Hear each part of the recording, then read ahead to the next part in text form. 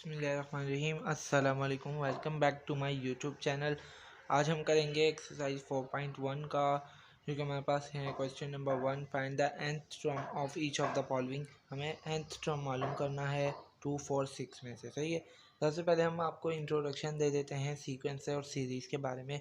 Sequence क्या होता है? एक तरह से मीन्स के 1, 2 इस तरह हम नंबर्स को लिखते जाएं। अगर 1, 2, 3, 4, 5, 6 अगर लिखते जाएं कि 1, 2, 3, 4, 5 एंड 6, इसी तरह हम अगर लिखते जाएं तो 1, 2, 3, 4, 5, 6 या 2, 4, 6, 8, 10, मतलब इस तरह एक सीक्वेंस हम अगर बनाएं, मतलब एक सीरीज़ फॉर्म में हम इसको लिखें, ये इसी को ही कहते हैं सीक्वेंस इन सीरीज़। हम इसका पहला सवाल करते हैं। हमारे पास सबसे पहला सवाल क्या है? 2, 4, 6 में से सीक्वेंस हमें मालूम करना है। ये 2 आपको पता होगा कि 2 कैसे आया होगा, 2 1 ज़ा 2 होगा। सही है। ये 4 कैसे? 2 2 ज़ा 4 एंड 2 3 ज़ा 6। और आगे जितने भी आएंगे nth टर्म, मतलब आगे जितने भी आएंगे वो होंगे। सही है। अब हम क्या करेंगे, यहाँ से जो कि हमारे पास सिमिलर क्या आ रहा है, जो सेम चीज़ क्या आ रही है 2, उसको हम एक बार लिख देंगे। और जो हमारे पास नंबर आ रहा है जो 1, 2, 3 ये चेंज हो रहा है, वेरी कर रहा है, तो यहाँ पर हम इसकी जगह पे n लिख देंगे। सही है, 2n। इसी तरह हमारे पास an आ जाएगा, an इक्वल टू 2n। यहाँ पर हमारा आंसर ख़त्म हो गया। कितना आसान सा सवाल था। चलिए नेक्स्ट क्वेश्चन की तरफ। नेक्स्ट क्वेश्चन क्या है हमारे पास? 1 का स्क्वायर, 2 का स्क्वायर, 3 का स्क्वायर। यहाँ पर हमारे पास सेम चीज़ क्या है? यहाँ पर 1 का स्क्वायर, 2 का स्क्वायर और 3 के स्क्वायर में हमारे पास सेम चीज़ जो स्क्वायर है और जो अलग अलग चीज़ है वो 1, 2, 3। तो n is equal to 1, 2, 3 and so on. सही है, एंड सो ऑन। और जो हमारे पास सेम चीज़ क्या है? 2। तो हम यहाँ पर क्या करेंगे? यहाँ पर n लिखेंगे, n की पावर 2 कर देंगे। an इक्वल टू n की पावर 2 लिख देंगे। यहाँ पर हमारा आंसर ऑलमोस्ट हो गया। सही है। नेक्स्ट क्वेश्चन की तरफ बढ़ते हैं। नेक्स्ट क्वेश्चन क्या है? 3, 9 और 27। आपको क्या लगता होगा 3, 9, 27 ये किस तरह आया होगा?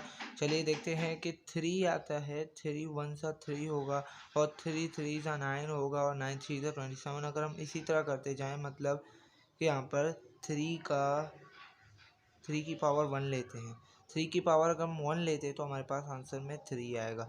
और अगर हम 3 की पावर को 2 लेते हैं तो हमारे पास 3 3 सा 9 बनता है। सही है। अगर हम 3 की पावर को 3 लेंगे तो हमारे पास 27 बनता है। बन गई ना ऊपर वाली सीरीज़।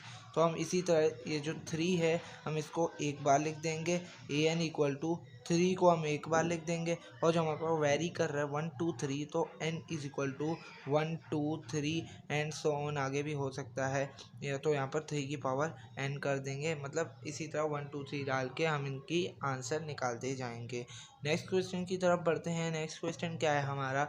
नेक्स्ट क्वेश्चन है हमारा 1/2, 2/3, 3/4, 4/5। तो हम यहाँ पर क्या करेंगे? सबसे पहले हम इसको लिख देंगे 1/2, 2/3, 3/4 एंड 4/5।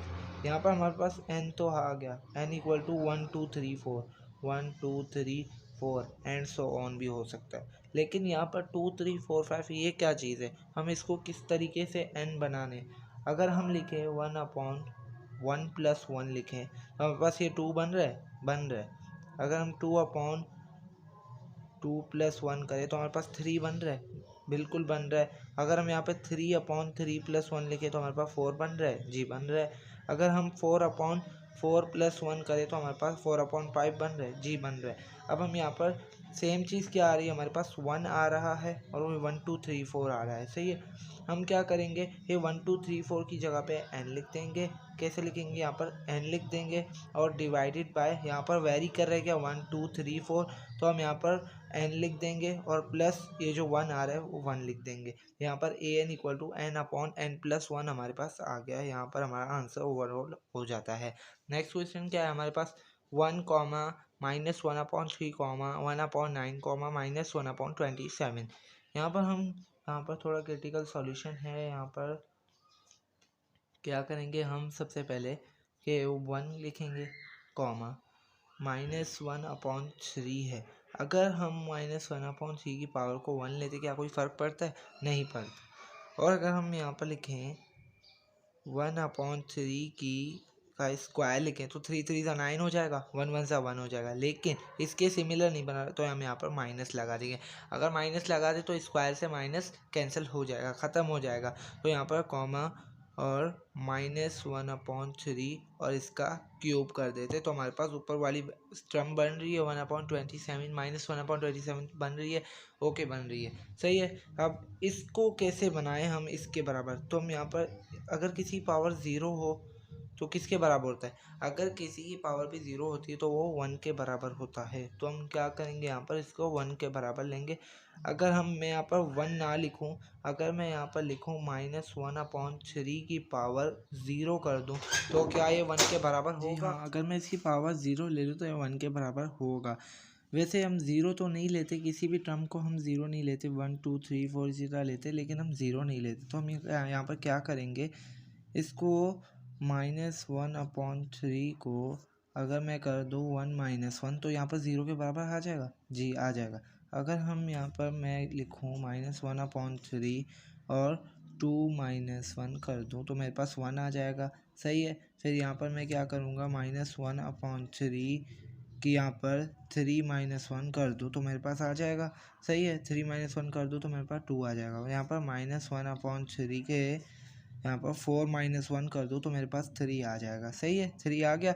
अब क्या करूँगा मैं कि यहाँ पर सेम चीज़ क्या आ रही है, -1/3 इसको मैं एक ही बार लिखूँगा। और यहाँ पर सेम वेरी क्या कर रही है, n की वैल्यू क्या आ रही है 1 2 3 4 तो मैं यहाँ पर लिखूँगा n माइनस, फिर यहाँ पे 1 जो है ना सेम है तो मैं यहाँ पर 1 लिख दूँगा, यहाँ पर n लिखूँगा, सही है। n -1 -1/3 और पावर में n-1 लिख दूँगा, सही है। नेक्स्ट क्वेश्चन की तरफ बढ़ते हैं। नेक्स्ट क्वेश्चन क्या है हमारे पास, 1, 8, 27 एंड 64। यहाँ पर क्या करेंगे हम, अगर मैं 1 का स्क्वायर करूँ तो मेरे पास 1 आएगा। 1 का स्क्वायर नहीं 1 का क्यूब कर दूँ अगर, हाँ, फिर मैं यहाँ पर 2 का क्यूब कर दूँ तो मेरे पास क्या आएगा, 8 आएगा। अगर मैं 3 का क्यूब कर दूँ तो मेरे पास 27 आएगा। और अगर मैं 4 का क्यूब कर दूँ तो मेरे पास 64 आ जाएगा, सही है। मेरे पास 64 आ जाएगा। अब मैं क्या करूँगा, यहाँ पर जो वेरी कर रही है, वेरी क्या कर रही है, 1 2 3 4 वेरी कर रही है तो मैं यहाँ पर क्या लिखूँगा, n is equal to 1 2 3 4 and so on, आगे जितना भी जा सकते हैं। और जो यहाँ पर सेम क्या आ रहा है, मेरे पास 3 आ रहा है तो मैं यहाँ पर लिखूँगा n क्या है हमारे पास 1 2 3 4 जो कि डिफरेंट आ रहा है। और यहाँ पर सेम क्या आ रहा है 3 तो मैं यहाँ पर लिखूँगा n की power 3, an equal to n की पावर 3। मेरा आंसर यहाँ पे ओवरमोस्ट खत्म हो जाता है, सही है। नेक्स्ट क्वेश्चन की तरफ बढ़ते हैं। यहाँ पर क्या है, find the first 5 term of sequence with the given general terms. यहाँ पर हमें टर्म्स दी गई है, यहाँ पर हमें खुद सीक्वेंस निकालना होगा। क्या करेंगे यहाँ पर, अगर पहले हम लिखेंगे सॉल्यूशन में कि इफ़ n इक्वल टू 1, अगर मैं n की वैल्यू को 1 पुट करता हूँ तो मेरे पास आंसर क्या आता है। अगर मैं n की वैल्यू को 1 पुट करूँगा तो मेरे पास यहाँ पर 2 आएगा और n की जगह पे 1/3, सही है। और यहाँ पर n की जगह पे 1 पुट करूँगा प्लस 1 हो जाएगा, सही है। यहाँ पर 2 1 2 हो जाएगा डिवाइडेड बाय 3 और यहाँ पर 1 + 1 क्या होगा हमारे पास 2 हो जाएगा, सही है। 2 2 4 4/3 मेरे पास आ गई a जो है हमारे पास a1 जो है मेरे पास आ गई 4/3। अभी मैं सेकंड टर्म मालूम करने के लिए क्या करूँगा, n की वैल्यू को 2 पुट करूँगा तो मेरे पास क्या आएगा, a2 इक्वल टू यहाँ पर 2 लिखूँगा और 2 की यहाँ पर n की जगह पे मैं लिख दूँगा 2, सही है। फिर अपॉन कर दूँगा 3 के साथ, सही है। फिर यहाँ पर n+1 की जगह पे मैं क्या करूँगा 2 + 1 लिखूँगा और मैं क्या करूँगा यहाँ पर 2 2 4 हो जाएगा, यहाँ पर 3 हो जाएगा और 2 + 1 3 हो जाएगा। 4 3 था क्या आएगा हमारे पास 12, तो मैं यहाँ पर लिखूँगा 12/3 equal to a2 equal to 12/3। मेरे पास a2 भी आ गई 12/3। अभी मैं अगर सेकंड के मालूम करने के लिए जाऊँगा 12/3 अगर कट सकता है तो काट लेंगे इसको, 3 1 3 और 3 4 12, a2 मेरे पास आ गया 4, सही है। उसके बाद नेक्स्ट की तरफ बढ़ते हैं। n इक्वल टू 3 कर देंगे तो हमारे पास क्या होगा, a3 इक्वल टू 2 और यहाँ पर n की जगह पे 3 पुट कर देंगे और अपॉन में 3 लिख देंगे और यहाँ पर n+1 की जगह 3 + 1 कर देंगे। ओके। अब यहाँ पर 2 3 ज़ा 6 हो जाएगा, 6/3 और 3 + 1 क्या होगा 4। सही है, 3 1 ज़ा 3 और 3 2 ज़ा 6 और 2 4 ज़ा 8 हो जाएगा। सही है, यहाँ पर A3 की वैल्यू हमारे पास आ गई 4। सही है, अब हम चलते हैं, नहीं 4 नहीं सॉरी 2 4 ज़ा 8 हो जाएगा, यहाँ पर 8 आ जाएगा। अब हम चलते हैं फोर्थ टर्म की तरफ। अगर मैं पुट करूँ यहाँ पर, अगर मैं पुट करूँ n = 4, तो मैं यहाँ पर n की वैल्यू को 4 पुट करूँगा। A4 = 2 और यहाँ पे 4 / 3 और 4 + 1 हो जाएगा, और 2 4 ज़ा 8/3 हो जाएगा, और 4 + 1 क्या होगा 5। 5 8 ज़ा 40, 40 / 3 कर दूँगा इक्वल टू, सही है, A4 = 40/3 हो जाएगा हमारे पास। अब हम निकालेंगे n = 5 निकालेंगे। सही है, n = 5 निकालने के लिए क्या करेंगे, A5 = 2, n की जगह पे 5 पुट कर देंगे, / 3 कर देंगे, और यहाँ पर n + 1 की जगह 5 + 1 कर देंगे। तो यहाँ पर क्या आएगा हमारे पास, A5 = 2 5 10/3, 5 + 1 6 हो जाएगा। सही है, A5 = 10 6 ज़ा 60 / 3, 3 1 ज़ा 3, 3 2 ज़ा 6 और 0। सही है, A5 = हमारे पास आ जाएगा 20 के बराबर। यहाँ पर हमारा आंसर ऑलमोस्ट ख़त्म हो जाता है। नेक्स्ट क्वेश्चन की तरफ बढ़ते हैं। नेक्स्ट क्वेश्चन क्या है हमारे पास, नेक्स्ट क्वेश्चन है हमारे पास -1 और उसकी पावर में n+1 और .3 n की पावर -1। सही है, यहाँ पर हम क्या करेंगे, सबसे पहले हम लिखेंगे सॉल्यूशन। सॉल्यूशन लिखने के बाद लिखेंगे इफ़ n = 1। अगर हम n की वैल्यू को 1 पुट करते हैं तो हमारे पास क्या आएगा, -1, और यहाँ पर n की वैल्यू पे 1 पुट करेंगे, 1 + 1 हो जाएगा, इंटू 3 1 - 1 हो जाएगा।